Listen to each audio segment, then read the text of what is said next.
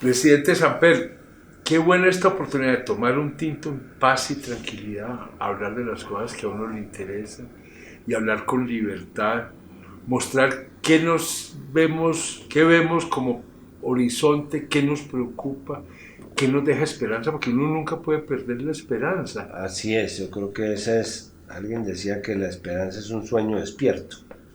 Y es verdad, yo creo que el que deja de esperar está muerto. Pero sin volverse sonámbulo, ¿cierto? Sí, no, sí, ya sería muy grave. Sin Los volverse hay, ¿no? sí. Ciertos niveles de autismo a veces ayuda cuando la realidad está muy cruda y muy cruel.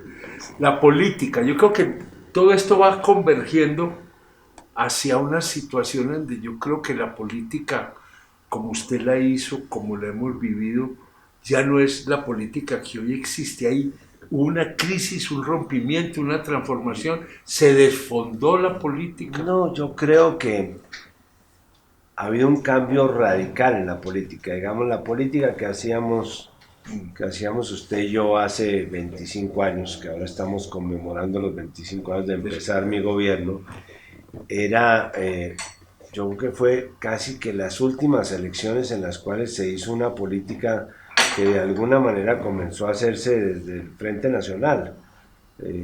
Por ejemplo, yo fui el último presidente liberal elegido por el Partido Liberal. Por el partido, por todo el partido. Es ahí donde empieza. Y además de haber sido elegido por el partido, sacamos 56 senadores de 100, sacamos 114 representantes, casi todas las gobernaciones, las alcaldías capitales. El partido era el partido. Yo creo que a partir de ese momento comenzó a darse un juego de alianzas y desbaratamiento de esas dos grandes capiteles que eran el Partido Liberal y el Partido Conservador. No sé si eso será bueno o malo, pero hoy día uno ya le cuesta trabajo ubicarse en las alianzas, empezando, son unas sopas de letras. La ARS, la SQC. Por eso es la guerra de las siglas. Es difícil ubicarse. Ahora, yo entiendo que a nivel regional, como estamos viendo precisamente ahora, las alianzas entre los partidos obedecen unas dinámicas locales en las cuales uno no puede interferir. Tratar de meterse en la elección del alcalde, por decir algo, de Chimichagua en este momento es imposible, ahí puede darse lo que uno quiera. Pero sí, de alguna manera los partidos entonces lideraban y entonces había una conexión entre las bases nacionales, las bases regionales. Esa es la primera diferencia. La segunda es que en nuestra época jugaba un papel muy importante los medios de comunicación. De hecho, el tiempo era el que fijaba la línea, y entonces por ahí se iban los medios radiales. Hoy día yo creo que eso está absolutamente superado por el tema de las redes. Yo creo que el gran fenómeno de forma, que es más de fondo, es el papel que están jugando las redes, porque las redes son emocionales. Alguien decía que son como un enjambre de abejas que van a un lado o al otro según las vayan inclinando. Y yo creo que eso está produciendo un desbarajuste de la política muy fuerte. Y yo creo que está produciendo otra cuestión, y es que ya no hay prácticamente ningún margen entre el momento que pasan las cosas y el momento en el que se opina y se está manejando en tiempo real, y a veces falta meterle un poco más de cesera y bajar Perdimos el contexto. O sea, por lo menos reacción. Es una reacción instantánea y vivimos en tiempo presente y la gente no le pone un sustrato atrás, que esto tiene antecedentes o esto puede llevar allá. ¿A dónde va? Sí, entonces vivimos en un tiempo presente que además es angustioso. Es angustioso. Porque en el tiempo presente es como cuando uno tiene el carro encima. Otra cosa es que usted vea el carro a la distancia, me puedo mover, carro ¿para dónde va? Lo va a atropellar. Pero carro simplemente pegó el grito porque no sé qué va a pasar. Y eso, por ejemplo, eso explica por qué, leyendo un libro sobre el tema de las redes, de alguna manera, si eso se le da una interpretación de psicología colectiva, eso explica por qué la gente ha terminado votando negativamente ciertos procesos de consulta que uno pensaría que tenían que resultar positivos. Por ejemplo, el Brexit, la salida de Inglaterra a Europa, el plebiscito aquí por la paz, el tema de la elección de Trump. ¿Por qué la gente votó? Porque la interpretación que hace este autor es que la gente le mueve mucho más los sentimientos negativos que los positivos. Entonces, lo que se logra configurar, digamos, en temas como el plebiscito por la paz, en contra de la paz, es como un sindicato de odios. La gente votó contra algo, no necesariamente contra la paz. Yo me resisto a creer que este país haya, después de haber dicho que el 80% estaban con la paz, hayan votado en contra del proceso. Entonces sí hay una especie de sentimientos negativos. Porque yo creo que a través de las redes se mueven más emociones que ideas. Pues, ahí no hay cómo... Primero, emociones. Segundo, no hay líderes. ¿No? Todos somos líderes. Convocaron a 40.000 personas o a 4 millones, no sé cuántas, en la plaza de Tarchit, en Egipto, en el Cairo, para la primavera árabe. Allá llegaron. Ahora, ¿a qué llegaron? La gente no sabía a qué había llegado a la plaza. Entonces, la falta de unos líderes que de alguna manera conduzcan esas manifestaciones que se logran concretar en cuestión de minutos. Eso para movilizar es un instrumento. Entonces, ¿movilizar para qué? Bueno, exacto. Entonces, eso en mi época, uno cuando iba a hacer política, entonces uno abría un directorio, ya no hay necesidad del directorio, el directorio no va a nadie, por lo menos los jóvenes no van a los directorios. Y uno entonces pedía que le sacara una notica en el periódico local y luego una entrevista que le hacía una amiga. Entonces iba como armando un muñeco que iba... No, hoy día uno se mete en las redes como meterse pues en una piscina a darse de puños con el que... A que le salga cualquier cosa. Y ese es el que me parece muy, muy descriptivo, ese fenómeno de que va volviendo la opinión como una colmena de abejas que se va moviendo de un lado para otro y de pronto las abejas cambian de Ahora, dirección. todos quieren cambio, Nunca ¿no? No, cambio ya. El cambio es el cambio por el cambio. El genérico, es la moneda. Exacto. Pero cambio para qué? No lo estoy hablando como una crítica, todo tiempo pasado fue mejor. No. Más, yo creo que necesitamos cambiar efectivamente contenidos. Yo creo que la gente joven hoy día se está moviendo por unos contenidos distintos. A la gente joven, ¿qué le interesa hoy? Le interesa los animales, le interesa el medio ambiente, le interesa por supuesto la educación, le interesa una comida sana. Es decir, la gente tiene otras motivaciones y que tiene mucho que ver también con su futuro. Entonces no les estamos vendiendo mensajes de futuro a la gente joven, eso es claro.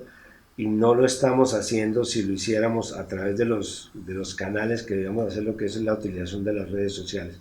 Eso para mí son dos cambios muy de fondo en lo que era la política antes y hoy. Oiga, en ese cambio de la política que le tocó a usted y la que ahora está, que ella todavía era una política de partidos con todo lo que ello implica, con unas posiciones, con unas claridades, con una estructura, eso de alguna manera no jugó un papel grande en desmoronarlo la Constitución del 91, que tenía como uno de sus objetivos: rompamos el bipartidismo, porque el bipartidismo cierra la democracia, y un poco que florezcan mil flores, que florezcan todos los grupos, movimientos, y eso tiene un aspecto interesante, que vuelve la cosa más personal.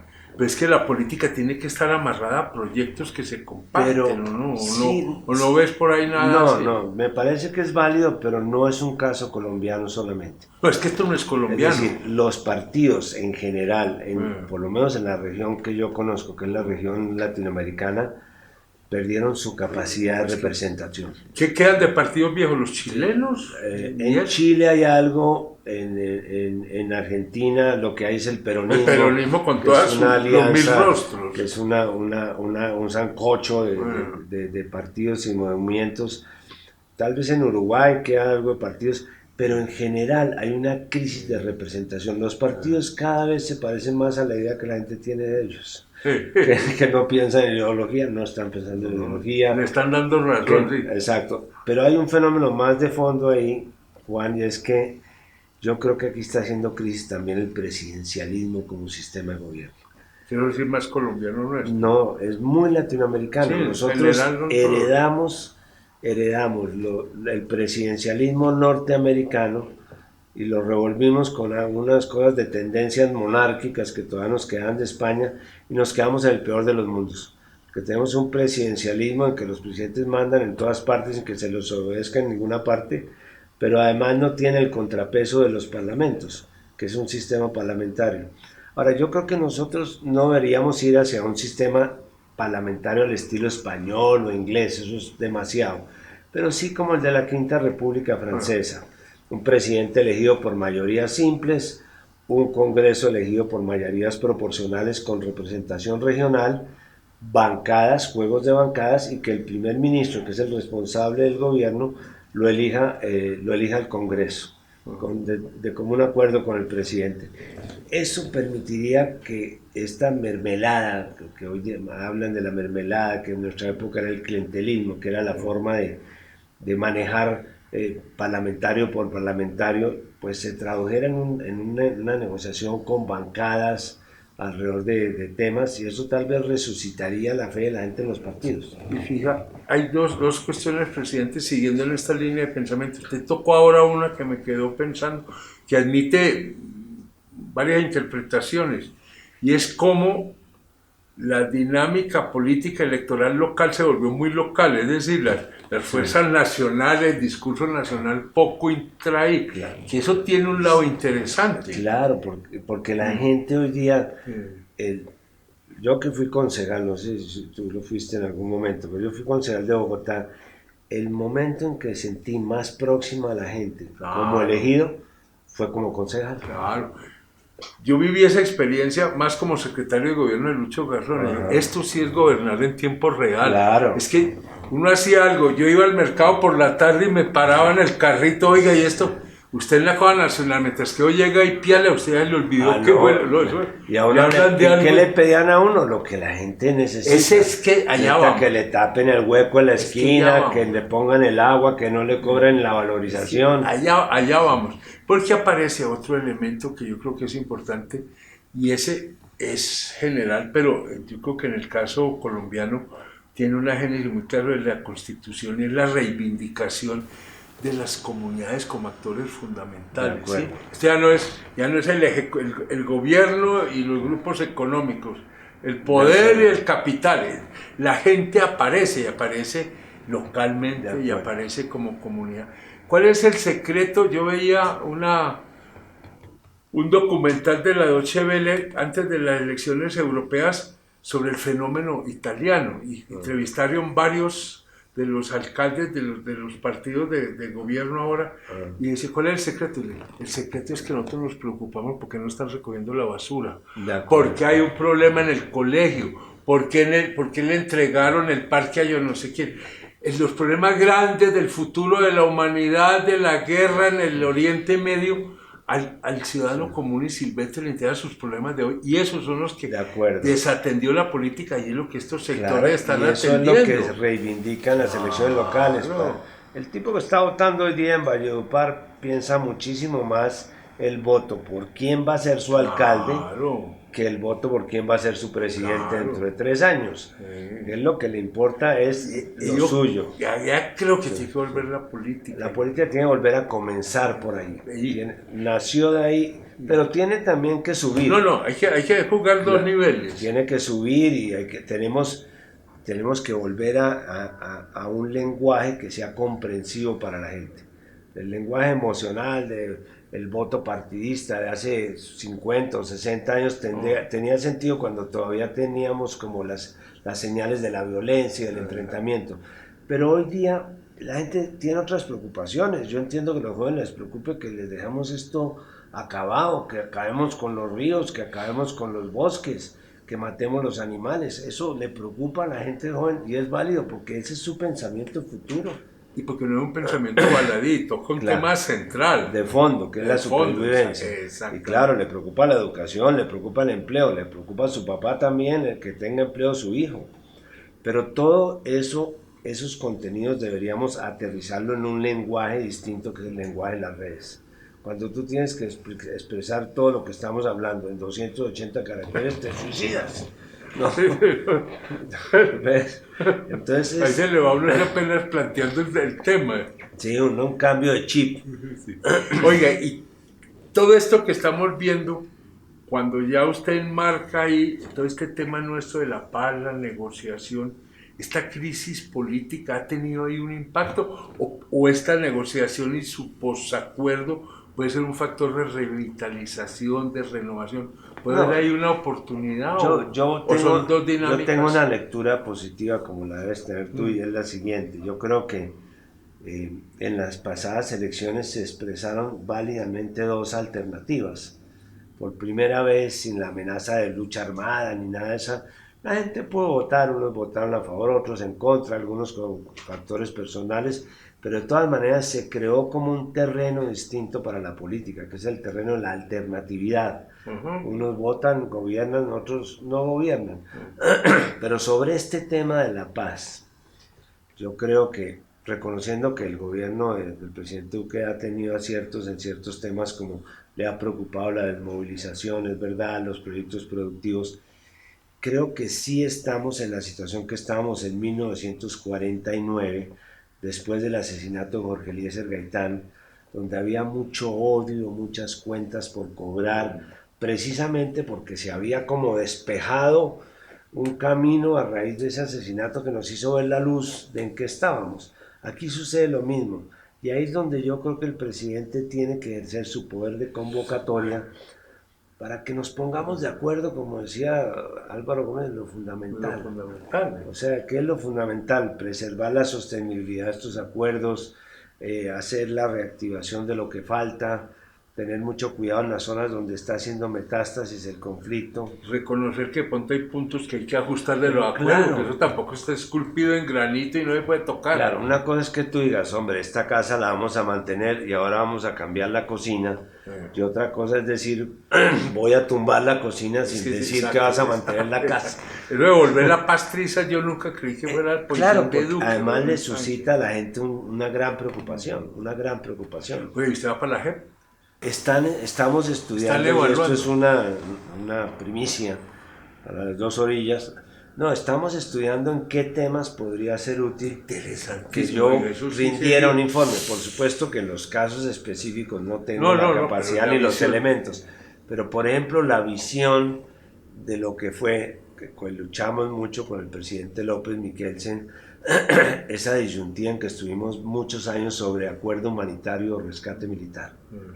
Eso es muy importante, trazar las diferencias, porque era la diferencia entre la vida y lo que le pasó pues No, es que usted le puede ayudar a conformar el contexto en el cual hay que analizar los casos concretos. Claro, eso es lo que yo pienso, que todos los expresidentes es que todos deberían pasar por allá. Ir y decir, bueno, el contexto de lo que me tocó a mí vivir del conflicto era este. Este era el contexto del tema del narcotráfico y la violencia. Esto estaba acá. Era la situación de las Fuerzas Armadas, los derechos humanos. Yo creo que nosotros no solamente tenemos el derecho, sino la obligación de ir al sistema de justicia y paz, porque es a la Comisión de la Verdad y a la JEP. A las dos. A las dos, aportar lo que nosotros sepamos o lo que fue el contexto del conflicto en nuestras épocas. Ese sería un gran aporte, indudablemente. Yo creo que, y eso reconcilia. Es que empezamos a entender qué fue lo que nos movió, ¿sí? Juan Manuel, cuando uno ve a un coronel llorando, dando una declaración en la JEP porque se equivocó con un falso positivo, y a renglón seguido un secuestrador ve pidiéndole perdón a las víctimas porque le desapareció a su familiar, eso es la paz. Sí, aquí hay un, yo creo que se nos acabó el tinto por un momento. Yo creo que aquí hay un punto central, y es una gran discusión que hay. ¿Todo esto es para buscar reconciliación o para buscar culpables y clavarlos? De acuerdo. Porque es que lo segundo es más jurídico y por ahí podemos demorar mucho la reconciliación. El tema en que está el país es en un dilema esquizofrénico, que es como si yo lo invito a jugar fútbol, pero con las reglas del básquetbol.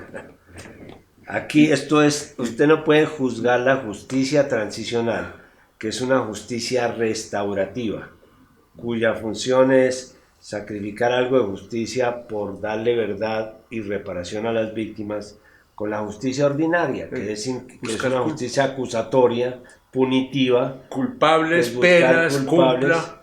Exacto, es decir, eso es una diferencia fundamental, la diferencia entre un país en guerra y un país en paz. Y en la justicia transicional, restaurativa, el fondo es un tema político. Es que lo De dijo, acuerdo. lo dijo Mojica, me acuerdo una vez, oiga, Sí. no se equivoquen, esto no es un tribunal, esto es un acto, una decisión política. Se lo he dicho a varios magistrados de la JEP.